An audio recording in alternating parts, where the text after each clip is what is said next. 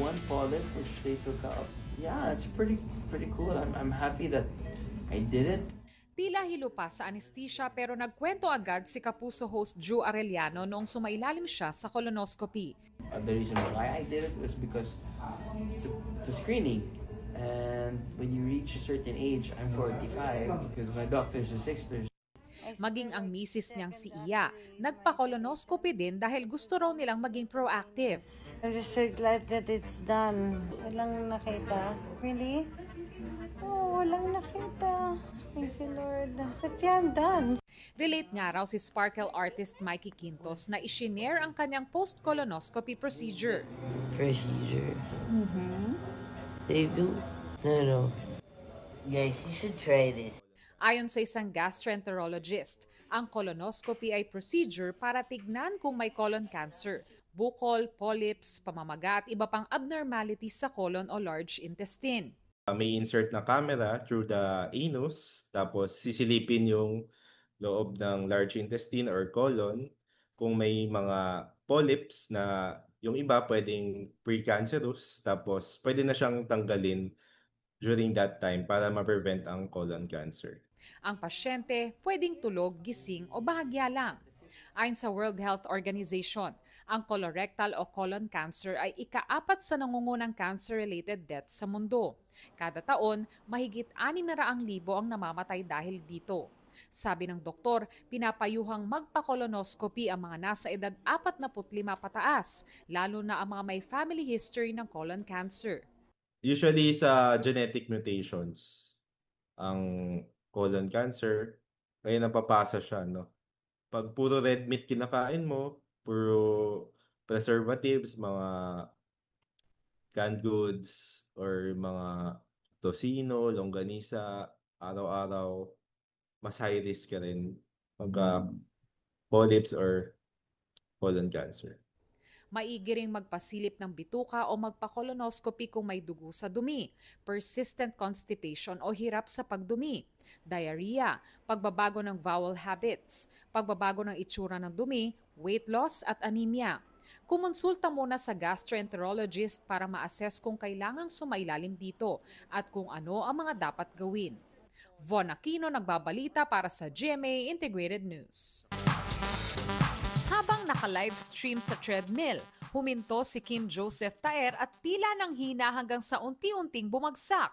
Nabahala ang mga tao sa paligid, pero agad naman siyang nakatayo makalipas ang ilang segundo. First time ko yung gamitin, tapos di ako nakapag-warm up ng maayos. So, at napindot ko pa yung isang program na mabilis agad, kaya parang nabigla yung katawan ko. Sumama raw ang pakiramdam niya nang huminto para i-on ang running mode ng smartwatch. Ilang segundo lang, para na-feel ko na nahilo ako. Tapos parang nalamig yung buong katawan ko mula paa. Para kay strength and conditioning coach John Aquino, importante na bago mag-exercise, mag-warm up o i-kondisyon muna ang katawan. Sinusuportahan nito ang pagbibigay ng blood flow sa muscles. Kung walang warm up, mas mataas ang tsansang magka-injury. Think of our muscles like a rubber band. If you take that rubber band out of the freezer, tapos stretch mo siya, anong mangyayari? Mapuputol, mapupunit. So, ganoon din yung muscles natin. Nag-warm up po ako para po maging ready po yung katawan ko sa pagja-jogging kasi balak po namin tumakbo po for 10 kilometers. Kapag wala pong warm up, mabilis pong mapagod kapag in the process of exercising. Heto ang ilang warm-up exercises na pwedeng subukan. Arm reach with a side bend. Arm swings. Hamstring stretch. As early as the stretches, minimimic na nila yung running technique. So, mas nagiging specific yung mga warm-up nila for actual running. World's greatest stretch. Pwede ring mag-quad stretch. At calf stretch. Okay, make sure your leg is straight and then lean forward. Okay. Again, sasabayin po natin ng deep breathing and slow exhales para mag-relax talaga yung muscles. At glute stretch. Matapos sumakbo, importanteng mag-cool down. It's not as important as warming up, but If you want to reduce soreness, if you want to recover faster, and improve flexibility. Pero sa kaso ni Kim na nahimatay, baka raw may iba pang rason. Possible din na kulang yung muscles niya ng oxygen. Also possible na may medical side na hindi natin nakikita. Payo ni Coach, bago magsimula ng exercises, magpasuri muna sa doktor kung may medical history. Humingi ng professional advice para akma sa katawan ang fitness goals. Von Aquino nagbabalita para sa GMA Integrated News.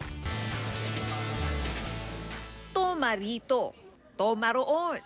Ika nga nila, alak pa more. Gaano ba katindi ang tama sa iyo ng kada laklak? Blackout po. Pagising ko, di ko na alam paano ako nakauwi. Tamang tulog lang.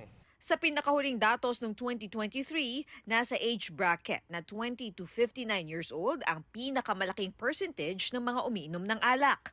Pero pagdating sa binge drinkers o iyong naglalasing, halos dikit ang datos ng mga age bracket na 10 to 19, 20 to 59 at 60 and up. Si Cesar Rhea, pamorningan daw sa pag-inom noong kabataan. Minom kami. Siguro mula umaga. Mga alas 8. Natapos kami alas 5. Alam mo kung ilang gin ang nainom namin, isang kahon na gin. Pero noong minsan nalasing, nag-blackout siya at nadisgrasya. Nagising ako, ospital na. Ito lahat. Parang nasunog ba na third degree burn. Lahat yan, gas-gas, pati ito, pilay ko, yung mukha ko. Mula raw noon, unti-unti niyang kinontrol ang konsumo ng alkohol hanggang naging sober. Si Abel, iniwasan daw na mapasobra sa inom at baka may gawing kakaiba. Ang diskarte raw niya para di mag-blackout. Kumain muna bago uminom. Para maiwasan yung yung umakyat sa ulo yung tama. Typical daw sa mga napasobra sa alak ang pagka-blackout o walang maalala at kawalan ng kontrol sa sarili. Once kasi na mataas yung ating alcohol content sa ating katawan, minsan kasi we feel na masyadong unfree, parang gano'n, no? We feel na masyado tayo parang kaya natin lahat, no? Parang ang lakas-lakas natin. May involuntary movements din daw ang taong lasing. Okay, nagkakaroon talaga tayo ng mga additional movements like yung jerking, no? So nagkakaroon talaga ng, alam mo yun, yung paggalaw ng ating mga muscles. Kaya nang involuntary. Kaya minsan, once na lasing talaga tayo, may mga nagagawa talaga tayo at minsan nagsisipa tayo. Mas magaan talaga yung muscles natin. Delikado rin sa kalusugan ang labis na alkohol, lalo sa kidneys, liver at pancreas. Higit pa sa paalala na drink responsibly, ang pinakamainam pa ring abiso sa publiko, stay away from alcohol. Pero dahil di rin maiwasan ng pag-inom, mainam daw na pampababa ng amats ang mainit na sabaw, kape o tubig. Agad namang dalhin sa ospital kapag unresponsive na. Katrina Son, nagbabalita para sa GMA Integrated News. 10 tao ang nasawi sa malagim na aksidente sa SC-TEX kamakailan. Ang karambola ng 5 sasakyan, nag-ugat nang makatulog daw habang nagmamaneho ang driver ng isang bus. Kinumpirma iyan ng abogado ng kumpanyang may-ari ng sangkot na bus. Inamin din niya sa akin na yung panahon na yon apparently na nakaidlip siya. Dahil anya yan sa maintenance medicine ng driver para sa alta presyon, bagaman ininom ito gabi bago ang aksidente. Ang TNVS driver na si Jason Discaya, muntikan na rin daw maaksidente noon dahil nakaidlip habang nagdadrive. Muntik ko nang banggain yung barrier dyan eh. Napayoko po ako dahil naantok na. Buti po nagising ako, muntik ko nang mabangga, nakabig ko. Ang taxi driver na si Chris Ocfenia, dati raw inaabot ng 24 oras sa pamamasada para makaboundary. Simula raw noon pag inaantok siya o pagod. Naghanap na ako sa gilid kung saan pwede matulugan.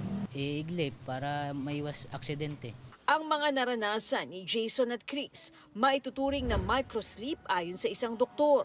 Ang microsleep is a condition kung saan may disorientation between sleeping and being awake. Usually nangyayari yon in 1 to 2 seconds lang. Isa sa dahilan dyan ay sleep deprivation. Ang lack of sleep natin o kaya insufficient sleep kasi usually it's 6 to 8 hours talaga ang time na talagang dapat tayong makatulog. Malaki rin daw ang epekto ng pagod. Kapag paiba-iba rin daw ang oras ng tulog, nahihirapan na ang katawan na mag-adjust. Dahil dito, nagkakaroon daw ng kondisyon na tinatawag na circadian rhythm sleep disorder, kung saan nararamdaman ng isang tao na parang lagi siyang kulang sa tulog. Kaya mainam na baguhin ang lifestyle para maiwasan ng microsleep na lubhang delikado kapag nagmamaneho. See to it that you have enough sufficient sleep before you drive. Kapag nakaramdam ng sintomas na inaantok o nahihilo o parang nag-blur ang vision, kailangan magpahinga muna. They have to take a nap. Ayon sa DOTR at LTFRB, isa ang microsleep sa mga tinitignan ngayon na sanhi ng ilang aksidente. Kaya pinag-aaralang bawasan pa ang 6 na oras na maximum continuous driving time ng mga provincial bus drivers. Meron pong bagong directive ang ating Secretary Vince Dizon na pinag-aaralan po, pinapabawasan po niya. Gusto po niya 4 na oras lamang. Pagbibigay diin ng LTFRB, kapag inaantok, itabi na ang sasakyan at huwag nang ipagsapalaran ang buhay ng mga pasahero. Sa mga pasahero naman daw, kapag napansin na inaantok ang kanilang driver, ay agad tumawag sa hotline ng LTFRB o ng bus company. Katrina Son, nagbabalita para sa GMA Integrated News.